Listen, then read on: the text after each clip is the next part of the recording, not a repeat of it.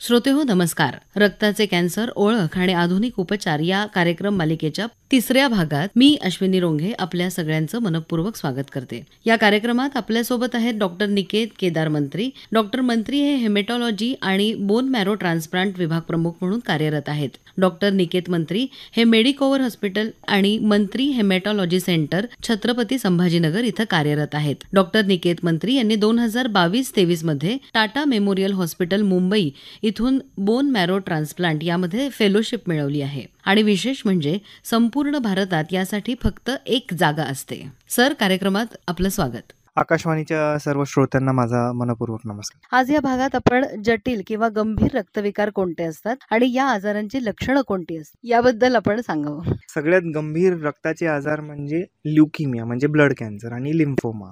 तर ल्युकेमिया आणि लिम्फोमा जेव्हा होतो तर सगळ्यात कॉमन जे सिम्पटम्स येतात म्हणजे अनएक्सप्लेन्ड ताप येणे, हातपाय दुखणे, वजन कमी होणे, भूक कमी लागणे आणि शरीरावरच्या ग्रंथी सुजणे किंवा नाकातनं रक्त येणे ज्याचे काही कारण नाहीये. शरीरावर एक स्किन रॅश येणे ज्याला आम्ही पेटिके किंवा एकायमोटिक रॅश अशी म्हणतो. जसं की तुम्हाला कुठेतरी लागलंय आणि ती जखम भरली नाहीये पण ती स्किनवर रॅश दिसते. अशी ही जर रॅश आली किंवा हे सिम्पटम्स आले तर आपण आपल्या जवळच्या डॉक्टरांना लवकरात लवकर दाखवून CBC नावाचा एक सगळ्यात सोपा टेस्ट हा करून घेणे फार आवश्यक. सर, ल्युकेमिया म्हणजे नक्की काय असतं? रक्त हे शरीरातले जे हाड आहेत त्याच्या गर्भाशयामध्ये रक्त तयार होतं. की सगळ्यात सोपं म्हणजे काय की जिथे रक्त तयार होतं तिथे सगळ्यात महत्वाची पेशी स्टेम सेल अशी तयार होते आणि या स्टेम सेल पासून शरीरातल्या सगळ्या पेशींचा जन्म होतो. लाल पेशी, पांढरी पेशी, प्लेटलेट. ही जी पांढरी पेशी डेव्हलप होत असते त्याचे वेगळे वेगळे स्टेजेस असतात. जसं बाळ ते म्हातारपण हे जे वेगळे वेगळे स्टेजेस आहेत. आता समजा की जर ही कोणत्या तरी स्टेजमध्ये थांबली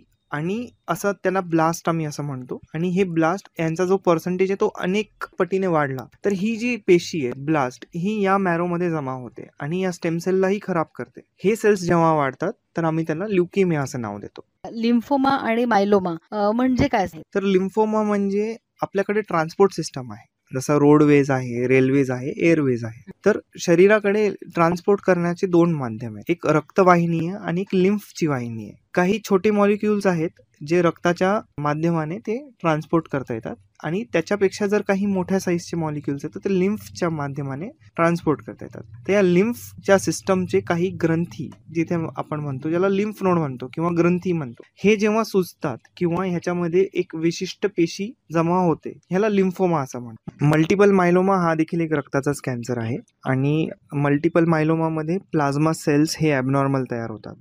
जनरली नॉर्मल डेव्हलपमेंट जेव्हा असते तर बी सेल पासून नॉर्मल प्लाझ्मा सेल तयार होतो ज्याचं काम आहे की शरीरामध्ये नॉर्मल अँटीबॉडी बनवणं. पण मल्टिपल मायलोमामध्ये ॲबनॉर्मल प्लाझ्मा सेल तयार होते, त्यापासून ॲबनॉर्मल अँटीबॉडीज तयार होतात आणि यापासून ॲबनॉर्मल अँटीबॉडी तयार झाल्यामुळे त्या किडनीमध्ये डिपॉझिट होतात आणि हे भरपूर जास्त प्रमाणात वाढलेले जे काही प्लाझ्मा सेल आहेत ते हाडांमध्येच डिपॉझिट होतात. म्हणून यामध्ये फ्रॅक्चर होणं, रक्ताची कमी असणं, किडनी खराब होणं हे कॉमन सिम्पटम्स आहेत. सर, सिकल सेल म्हणजे काय? सिकल म्हणजे खरं तर खुरपी. आपल्या या भागामध्ये म्हणजे महाराष्ट्राच्या भागामध्ये सगळ्यात कॉमन विदर्भ आणि मराठवाड्यामध्ये आढळणारा आजार म्हणजे थॅलेसिमिया आणि सिकल सेल अनिमिया. सिकल सेलमध्ये नेमकं हिमोग्लोबिनच्या चेनमध्ये एक सिंगल अमायनो ॲसिड बदलून जातो, त्याला आपण सिंगल पॉईंट म्युटेशन असं म्हणतो.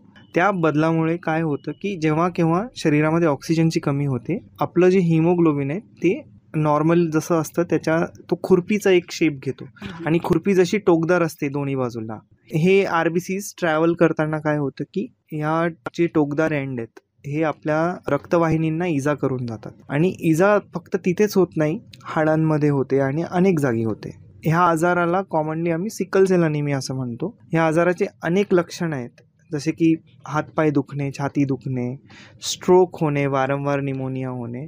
ह्याचा उपचार अगदी सोपा आहे. याला हायड्रॉक्सियुरिया नावाची एक कॅप्सूल चालवतो ज्याने की फिटल हिमोग्लोबिन वाढतं आणि त्यानंतर आता नवीन आलेले अनेक उपचार आहेत. ट्रान्सप्लांट देखील अशा ह्याच्यामध्ये आजारांमध्ये ट्राय केला आहे आणि त्याच्यात बरंच सक्सेस आहे. सुप्रसिद्ध रक्तविकार तज्ञ डॉक्टर निकेत केदार मंत्री यांचं मंत्री हेमॅटॉलॉजी सेंटर संपूर्ण रक्तविकारांचे उपचार, बोन मॅरो ट्रान्सप्लांट, रक्ताचा कॅन्सर, रक्ताच्या गाठी, ॲनिमिया, थॅलेसेमिया, ब्लड कॅन्सर तसंच रक्तातील पेशींची कमी आदींवर आधुनिक उपचार देणारं केंद्र. अधिक माहितीसाठी संपर्क मंत्री हेमॅटॉलॉजी सेंटर, एकनाथ रंगमंदिर शेजारी, गंगा मेडिको वरती, उस्मानपुरा, छत्रपती संभाजीनगर. कॉल 98 67 96 74 07.